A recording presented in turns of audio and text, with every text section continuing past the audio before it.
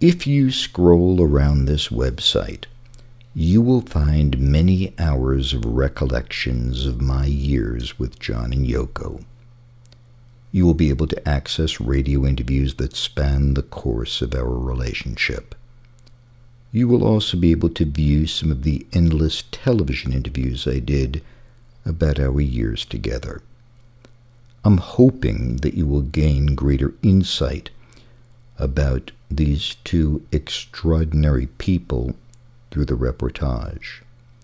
What you are about to hear is an interview recorded on October 8, 1971, on the eve of John's 31st birthday. It was the first time we had ever spoken. Many interviews would follow in the 9 years that we shared. But for now, this is how it began. Yeah, hello? Hello, John? Oh, hello, Elliot? Yes, how are you? I'm fine, how are you? It's so good to be talking with you at long last. Yeah, same to you. You did some good stuff with Yoko. I appreciate that. Yeah, it was great. I read it again in LA Free Press, was it? Yes, they put the transcript in Yeah, there. it was very good. Well, you know, she, as I don't have to tell you, she is just such an incredible woman, such a complex woman, that it was just such a delight to be able to communicate with her. Well, you know? she enjoyed it very much, and I appreciate you, doing it and playing the record and everything. Normally, I sort of keep butting in, and she never gets a word in, so it's to do things on her own occasionally, right? Are you kind of comfortable now for a few minutes? Yeah, I'm fine. Great. All right, yesterday, John, you did become 31 years old. Right. Do you have any thoughts or reflections about growing older, the concept of age? Do you consider that stuff at all? Well, of course I think about it, but I'll just sort of reel off bits and pieces that come to me about age. I know, first thing I think of is Yoko and I as a nice old couple, right, off the coast of Ireland or something like that. Right. Or in Cornwall or whatever it is. That's the initial dream. And I don't have any fear of age. I'm sort of looking forward to it, you know. I sort of think, well, maybe I won't be so frantic when I'm older, or, you know, both of us will be less frantic, or, you know, we'll be taking life easy. I like thinking what I might be doing then. And I certainly don't wish I was any younger, because I don't know, 30, 31, and I suppose, for quite I don't know how long, 10, 15 years, maybe more, it's, you are less frantic than you are when you're 20 or 18, or certainly I am anyway, and so it's just a nice age, you know. I mean, my auntie Mimi used to always say to me, 30 is the right age for a man, all that jazz, and I thought she was just giving me a lot of bull, you know.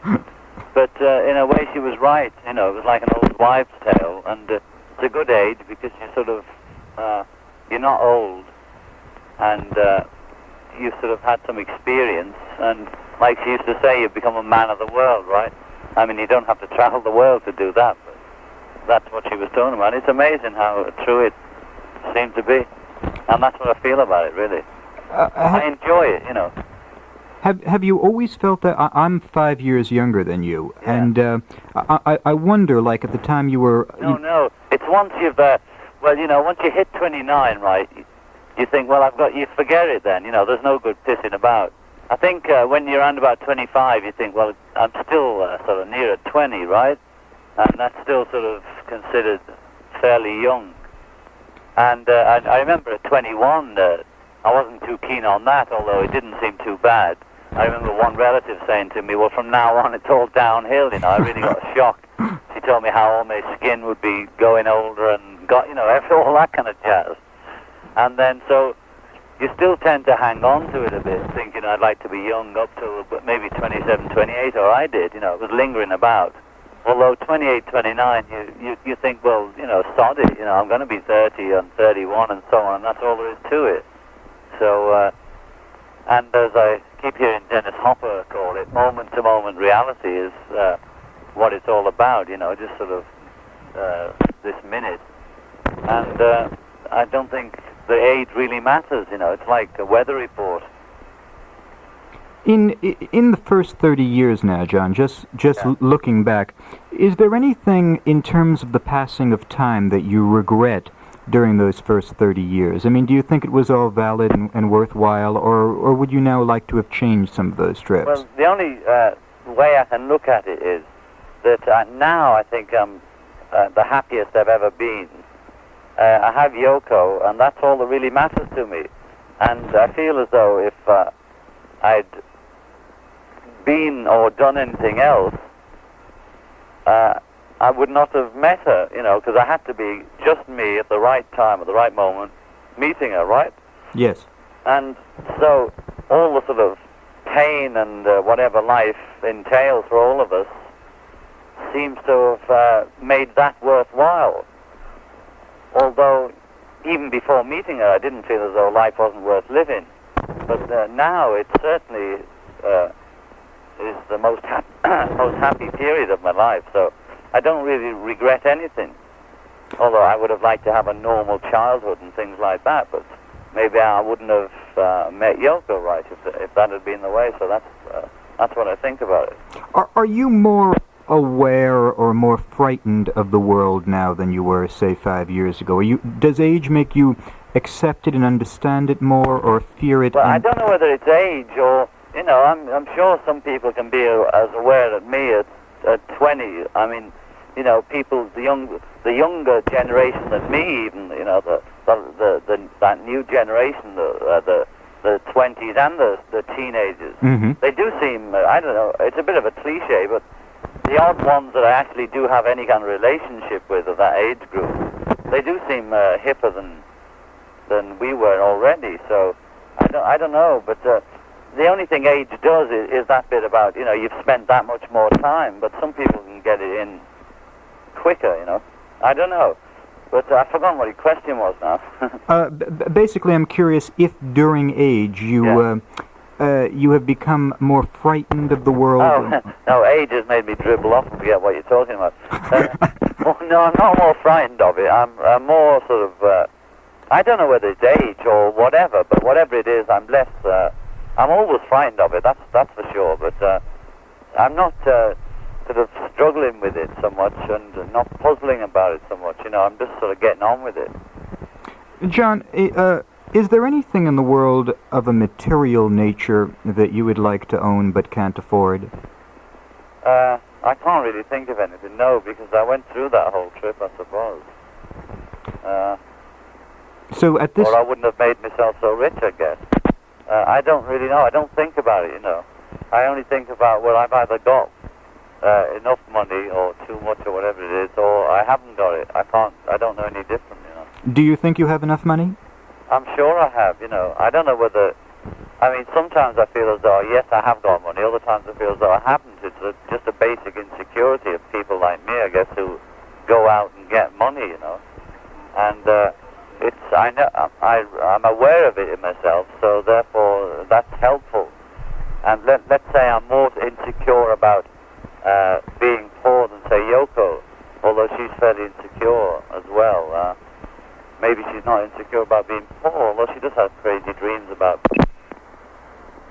Hello? Hello? I made this. Yes, we were just disconnected from John Lennon. John Lennon. Go ahead. Hello? Yes, we were disconnected. Yeah, I don't know where we were. We're back now. Did you say that Yoko... Hold on, just a sec. Yes. Yeah, go on. Did you say that Yoko is insecure about the possibility of being poor? No, that's just like... I don't think she is really in the way that I am. She has less of a possessions thing than I do, I think. I see. I don't know whether it's her upbringing or just where her head's at. But, I mean, I think everybody has crazy dreams. Some people are frightened of rats, right, and things like that kind of thing. Right. I think her thing is this kind of vision of being a defenseless woman kind of dream. It's not a real sort of thought she has. It's a sort of one of those people are frightened of rat trips, I think. And it's like, I don't know. She has this thing about on the street. Maybe I have it too. I'm not sure. Just one other question about the money situation, Yeah. then I'll pass on, because it is a matter of curiosity to Sure. people. I mean, money is a big thing in most people's lives, so it's an important thing to talk about anyway. You were probably one of the, certainly one of the wealthiest recording artists, if not one of the wealthiest people around. Does that amount of bread, those millions and millions of dollars... It isn't millions and millions of dollars. Let's say the most I'm not exactly sure what I've exactly got, but the most I could possibly have would be £1 million. That's the most. About $3 million. Well, that's right. So now I don't know what somebody like Sinatra or Presley has. And those people, I'm sure they've got much more money than I have, and maybe I'll have that later on in life. I've no idea whether I'll carry on earning it or decide to do something else, or just make myself not earn it. I don't know. I must say, John, that I don't have an urge to earn it. I feel as though at the moment I just think, well, I'm getting enough out of records, so what's the point of trying to earn any more in any other way, It's interesting. That what you just said will come as a tremendous surprise to an awful lot of people who... Why? Well, one would assume that the Beatles collectively made $300, $400, $500 million over the years. No, well, they did, you see. I mean, I don't see why you're surprised, because I've said it in many different interviews. The fact is, most of this money I've only just got in the last 2 years, and that's since Klein came in. I see. And before, everybody else was the millionaire, I mean, all these million-dollar companies that are set up. The Beatles were ripped off completely. I mean, it's a known fact. I don't know why you're surprised. And no doubt there'll be a couple of books and articles that'll come out sort of showing that financial scene. That's what the whole, this Apple battle scene's been about. A lot of dirt was dug up, and we found out a lot about what was going on in the past. I mean, we had a feeling we were being ripped off, but we didn't know sod all about it, I mean, we just... we couldn't understand business and tax, and people would just call and say, this has to be done because of tax. And they'd be ripping us off left, right, and center. Huh. Taking our... I don't own half of my songs. I don't know how they did it, they tricked us, and somebody else owns them, And that's what the whole shebang's about. And I don't think it's an abnormal situation, because there isn't an artist from a singer in a nightclub to Picasso or Dali. I mean, Dali's surrounded by lectures, I mean, there isn't anybody that isn't. But I think a legitimate businessman that looks after your interests is it's okay for him to earn money from you, But in the past, we've been ripped to shreds, and it is surprising. The reason I feel probably insecure is things like that. I mean, that's interesting. But the money, the most money we've got is the last 2 years, and Klein got it for us, I see. So I don't care what people go on about him. He got us money in the bank. And Ringo, you can imagine the state of Ringo and George before George had these big hits. Their bank balance was less than Paul and mine, because we got it all from the songwriting, right? So you can imagine that they weren't too well off at all. Fascinating. And the danger for people like us, especially, is suddenly finding out that taxes weren't paid and getting hit with a massive tax thing, because we earned a fortune. I mean, and that's what happens to people like Joe Louis, and I heard it happen to Mickey Rooney. I keep saying it. Maybe I'm saying something about him that's not true. No, it did happen to Mickey Rooney. So that I've always been aware of, but what to do about it is something else. But John, now I think we're okay. How has living in New York affected you or changed you? Oh, it hasn't. It hasn't at all, I mean, of course it must affect me somewhere. I mean, that's crazy to say it hasn't at all, but I don't feel any different. I just feel me in a different surrounding, for a period of time. And the main reason we're over here so often this year is to do with Kyoto, which I can't really talk about because it's in court, but otherwise we'd be here less. I mean, I enjoy coming here, but I think we've been here more than necessary. But the transitional pace from your lifestyle in England to your lifestyle in New York is not that much of a difference? Oh, no, because Yoko and I always live at about 2,000 light years speed. Right. When we're working, or just sort of absolutely no movement at all, It's one extreme or the other, but it's usually moving very fast, and there's always a small hurricane around us, John, there were a couple of questions that I've always wanted to ask you. Yes. One of them, if you were a draft-age American male Yes. 2 or 3 years ago living in the United States, would you have gone to Vietnam, gone to jail, or left the country? I think I probably would have left the country. I couldn't really guess. You see, when I was a youngster, just around about 16, they still had draft in England, I think. They didn't go till I was about 15, 16, something just, a couple of years before I was eligible. Mm-hmm. And I didn't have any money, so I wasn't sure how to do it, But I always had the idea of going to Southern Ireland, for a start. I probably would have ended up in Dublin and then Paris and then probably New York, if it had happened in England. I would not have gone, no. You definitely would not. No.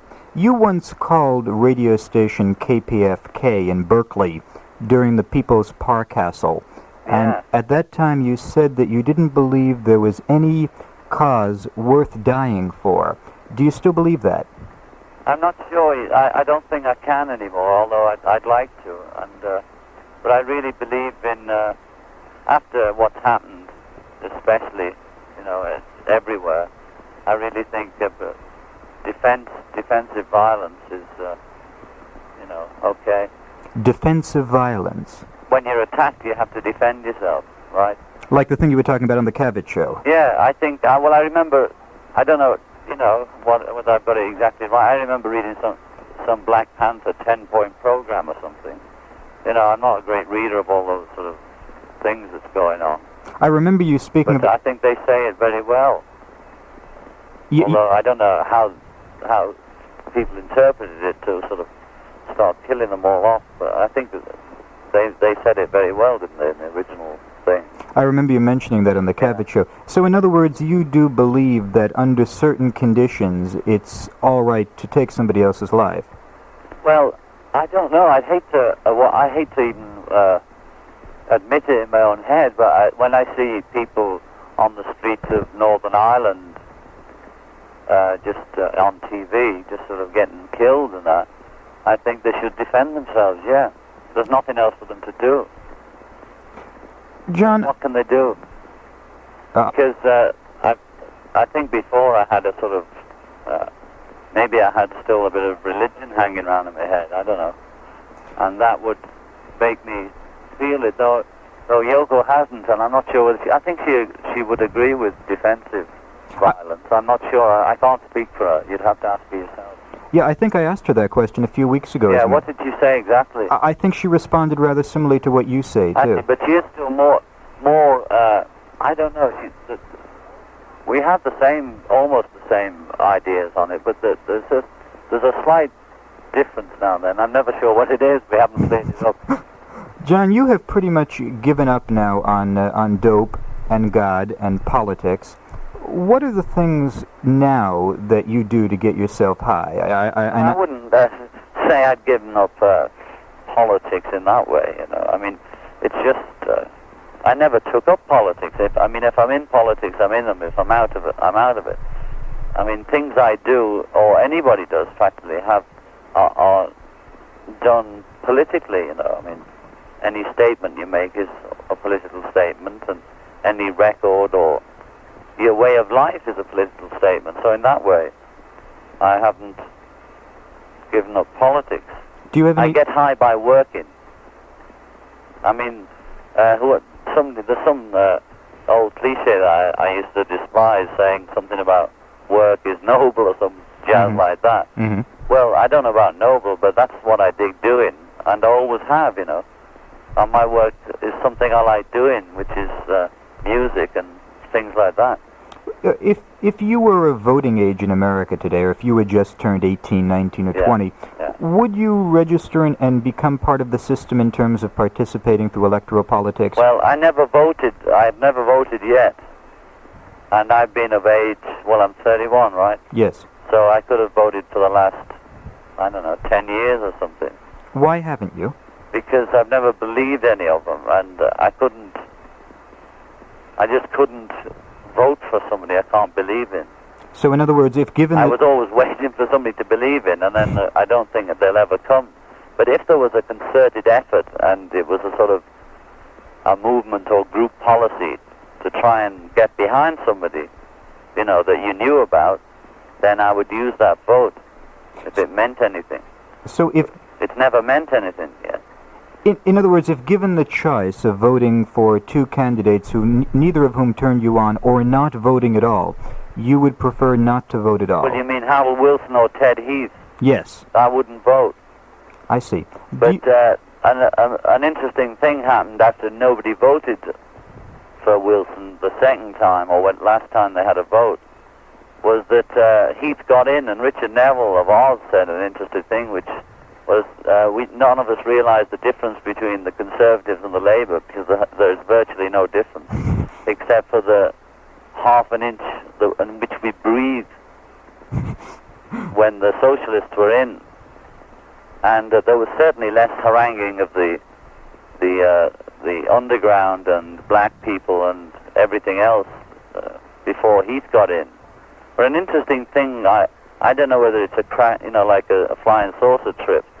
When Heath went to the United Nations just after he got in, and he went to see whoever was president, Nixon or whatever, they seemed to have a little tete-a-tete, and then Heath comes out and says, virtually, from now on our problems will be internal. Uh-huh. What it sounded like to me was, when he announced it to the world, was that he and Nixon had got their heads together and decided that if they caused a riot at home, people would forget what they were doing abroad. And that's what it seems like to me. It seems to be coming true. That's a very interesting thought. I keep meaning to check out exactly what he said. You know, maybe I'm dreaming. I'm sure he first saw Nixon, then announced this sort of, home policy. I've just made a mental note of that. I will. Well, if anybody that's into that kind of thing could find out, because I'm damn sure that's what happened. We'll research that and yeah. Is there any political figure in America today, John, who is at all appealing to you? Well, I've only seen the ones they present on the media, you know, and that's the sort of McGoverns and the other one, the Whispering Poet, and that. And none of them sort of seem to mean anything. I really don't know, I couldn't say. But there's nobody, any friends of mine, American friends of mine, have mentioned, so I guess there ain't nobody. Would you ever consider running for political office? I thought of it, in one way, but I don't think I could do it. I'm not a politician, You'd have to, I think to do it, you have to lie and cheat, and I've had enough, I don't think I could do it. But I think, I don't believe that they're the only ones that are important. I think what we do and what you do is as important. I agree. One doesn't work without the other. It's like that ad they have on TV, sort of take man's art away or something. Maybe it's only up here in New York. They have a sort of cartoon, and then they gradually take man's art, craft, and everything away from him. And he's left up a tree with a wolf howling down below. And they're saying something about art, And they're saying in a nutshell, they're really saying don't take art for granted. It isn't some extra bourgeois piece of chocolate you're getting in, to go with your bread and potatoes.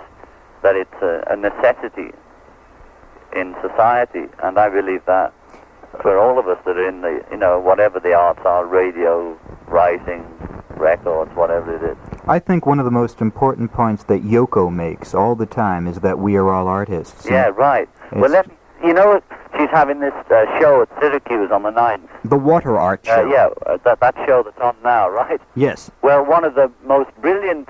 Now, there was many people in this show that donated things to the water event, including Andy Warhol, Dick Kooning, Cornell, and, I don't know, George Ringham, many people, myself, lots and, thousands of names are in it. And they participated in this water event. But one of the best pieces came from our driver, Tom.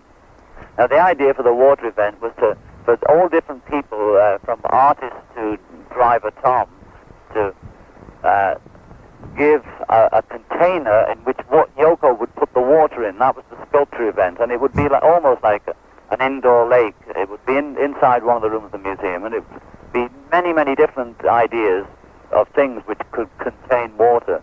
He came up with a ship's compass with water, that has to have water, and that's beautiful. That's lovely. And that just, That's lovely. now it's been proven before my eyes. I believed it before when she kept saying about everybody's an artist, because I believed it too. We used to say, there's Beatles, there's many of you, or almost all of you could make music the way we do. It's just a matter of taking a couple of years out to learn how to do it, that's all. And with this kind of art, anybody can do it. And Tom's piece is one of the best pieces. It's fantastic. That's very and there's inspiring. many other pieces like that, which I can't remember offhand. She sent me a little invitation to mail something to her, and I never got around to it. But what I thought of doing, I was going to take a reel of recording tape, Scotch tape, the plastic reels. I was going to seal it around the edge, put a tube in it, and cut up some pieces of Scotch recording tape and put it in it. So when the water was added to it, it would become a floating interview art piece. Oh, that's great. But I never... Let me get it right, and we can do it here, you see. Or maybe you could still send it. There's still time, Is there? If there is, I will try to get it out. If you can get it here before next, Thursday, it's fine. Okay, that will be coming. Right, if we're back to normal time now. John, I wanted to do a quick word association experiment with you. Okay, Is that okay? everybody's doing that on me. Go on. Really? Trying to prove I'm cracked? No.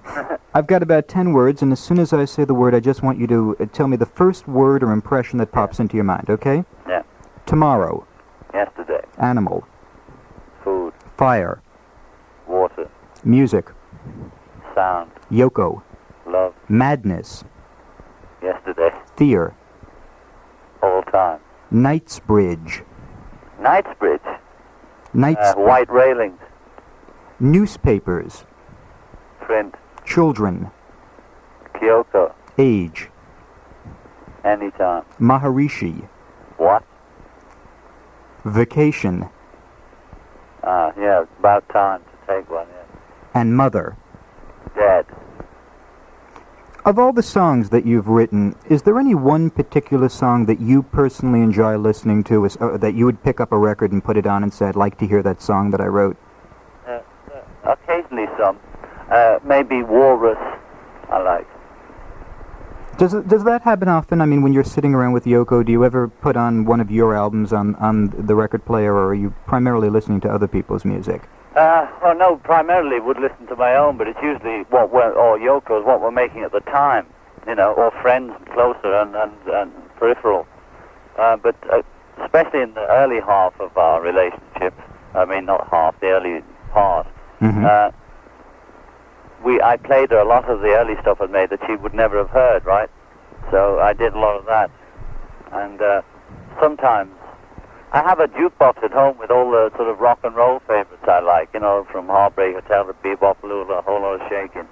And a few things like Walrus or Strawberry Fields and bits and pieces that I might like from the past. So occasionally I hear them on a jukebox. Have you ever met Elvis Presley?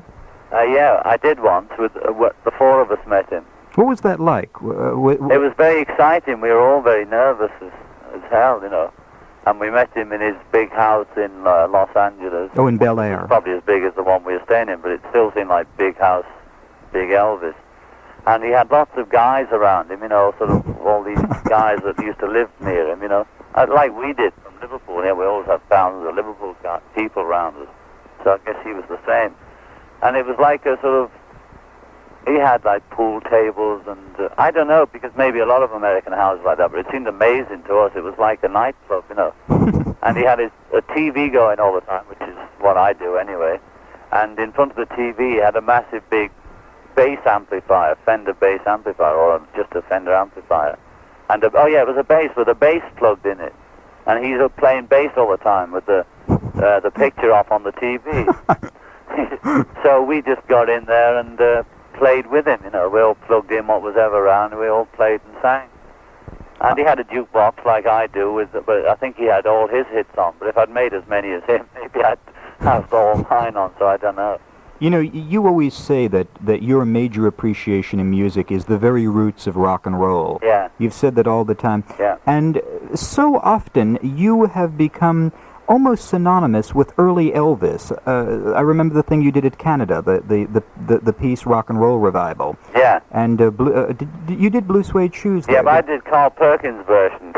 Carl Perkins. Yeah, but I had both versions when I bought them years ago, and it was a bit of a sort of snob cult thing, like you have in the underground now almost, you know, Mhm. about the furthest out record, right? Mhm. So the real in thing was to dig Carl Perkins.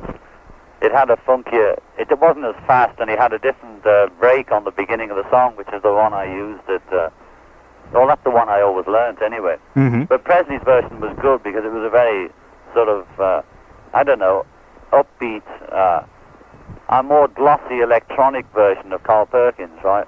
I see. And so that's why I did that. But the early Presley sound I loved, which was really the Sun sound, you know, that Jerry Lee and a few of them had. Right. And I loved the bass and the piano and the guitar sound. I can imagine what your jukebox must sound like. Oh yeah, it's fantastic. Do you have any recurrent dreams or nightmares, John? Yes, but not lately. I haven't been having any sort of recurrent nightmares, but there's a few in my life, and a few of them are sort of worked out in a way. One recurrent dream all through my life, as far as I can remember, was the flying bit.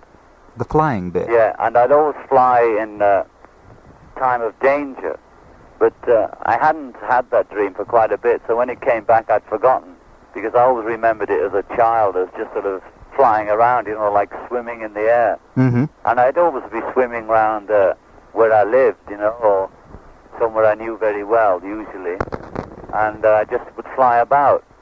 And then other times in sort of dreams I remember,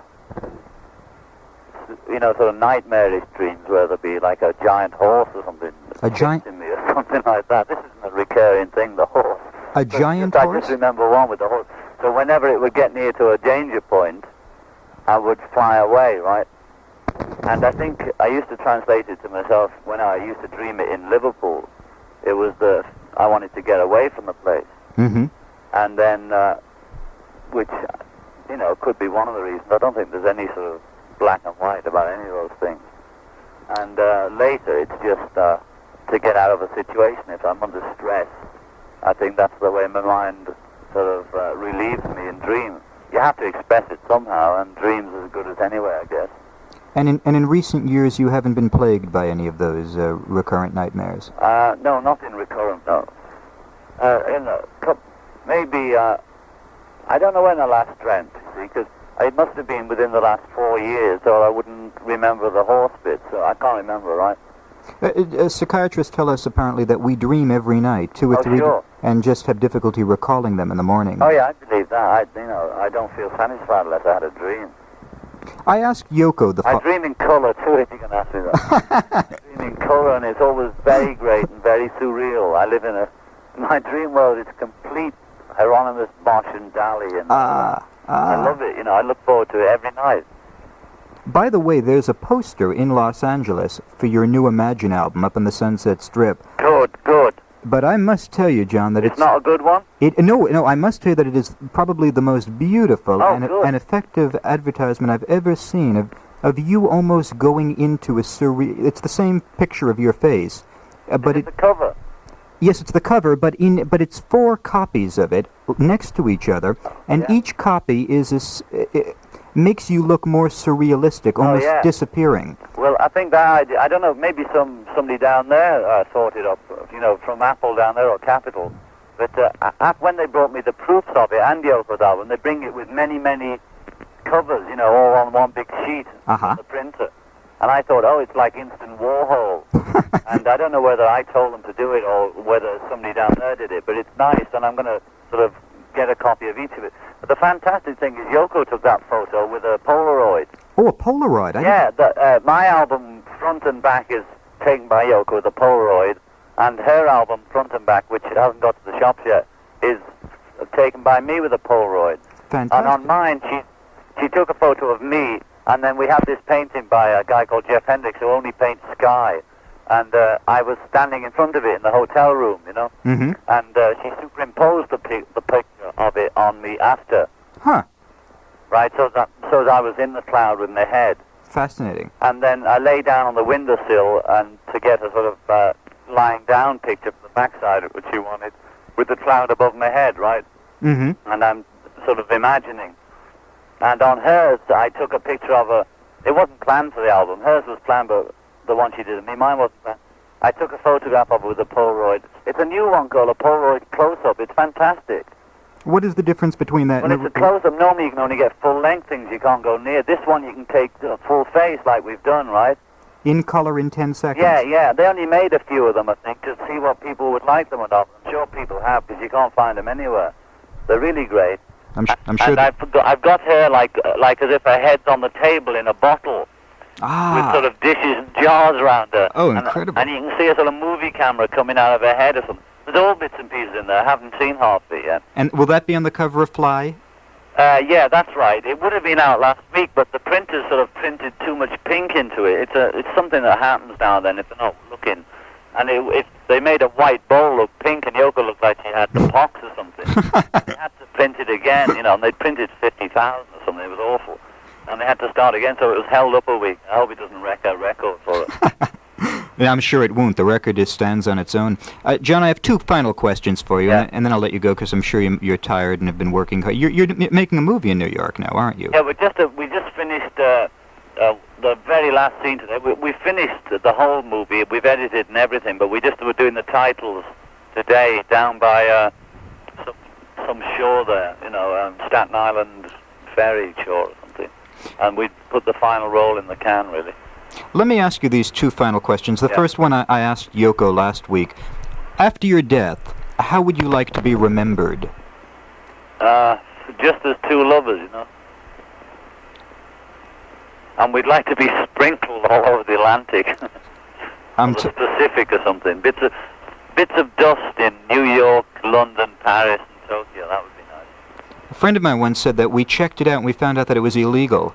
To drop bits of your body and cremate it. Yes, you can't cremate a body. Well, that's the final upside to the establishment. Is to sprinkle ourselves over the White House and everywhere.